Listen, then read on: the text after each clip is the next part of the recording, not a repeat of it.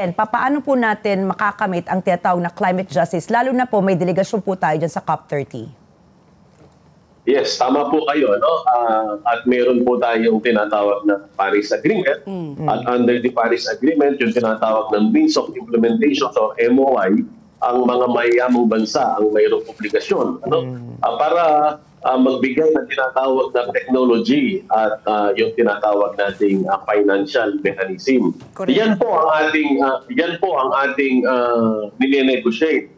At kasalukuyan po, tayo naman po nung nakaraan, nung COP28, mukha po nung nalalaman natin, tayo po ang host ng board ng Loss and Damage Fund. Ano po?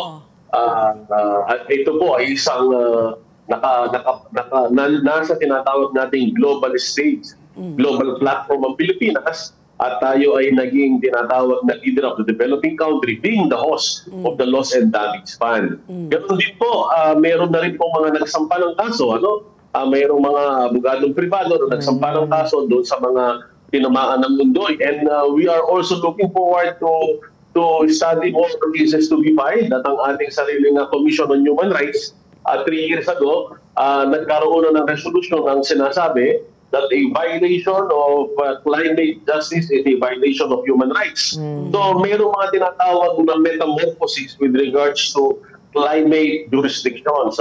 At hindi po tayo mabibigla na sa ating mga lokal na korte ay mayroon na rin mga magsasampa ng kaso laban sa mga international fossil fuel based and coal based na mga company na kung hindi sila gagawa ng mga pamamaraan upang magkaroon ng transitions. The point is, under the global treaty, we need to transition by 2030, 75% decarbonization, and by 2050, a total of decarbonization. Now, ang tanong ninyo, how soon we can negotiate? But to compel them is another thing. Halimbawa, sa salitang madaling salita, kumbaga, sa salitang kanto, para maintindihan ng ating mga kababayan, hopefully, hindi po ma-slide yung ibang mga ma-offend, yung ibang mga diplomat. Kasi we are here diplomatically. This is a diplomatic negotiation. At nais nating ipaintindi sa ating mga mamamayan na kapag tayo nasa diplomatic negotiation, lahat ng uri ng diplomacy ay ginagawa at mayroong mga diplomatic protocol. Pero sa salitang kanto, mayroong talagang patakaran at mayroong commitment ang mga mayayamang bansa. Pero kapag hindi sila nag-deliver, ang enforcement or implementation hanggang tayo lang ay mag-file ng intervention na tinatawag. Pero hindi naman tayo pwedeng mag-file ng cases against a fellow state. Walang ganon. Sa mga privado pwede. Halimbawa, mayroong mga, I will not be mentioning some big names of companies na tuloy-tuloy pa rin ang kanilang mga pagmimina ng porudo, pagdidrill ng porudo at coal. Yan ay marami ng mga kaso na naisampa sa ibang bansa. At mayroon pong bagong nagsampa ng kaso, mga foreign organizations tungkol sa mga... Yes, sir. Yes, ma'am. Kasi, Commissioner, that was actually going to be my next question.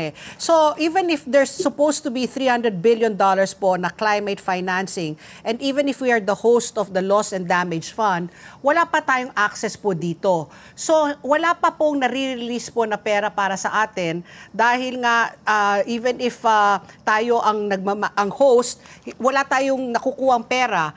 Tapos, 7th nga tayo sa ranking ng pinaka na vulnerable po na bansa. And then ito lang, kararaan lang po ng Typhoon Tino at Super Typhoon Uwan.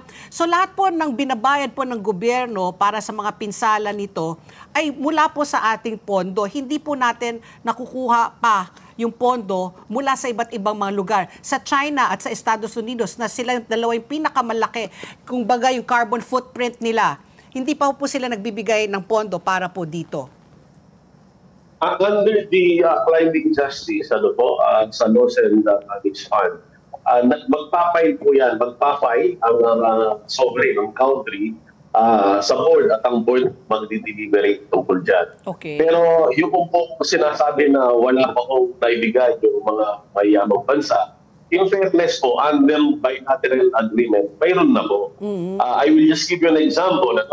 Under what we call voluntary agreement, kamukha ng Japan, as we speak, ginagawa na ho ang tinatawag nating feasibility study for the rehabilitation of Mount Pinatubo. Kung matatandaan po ninyo, nung pupunta kang Pinatubo, ang more than 20,000 hectares of biodiversity sa Mount Pinatubo, yan ay nawasak, nasunog, natabunan ng lahar. Oo. Ngayon, ang JCF or Japan Crediting Mechanism together with the UP Forestry at ng ating Climate Change Commission ginagawa ang feasibility study dyan. Ganun din po ang Climate Change Commission.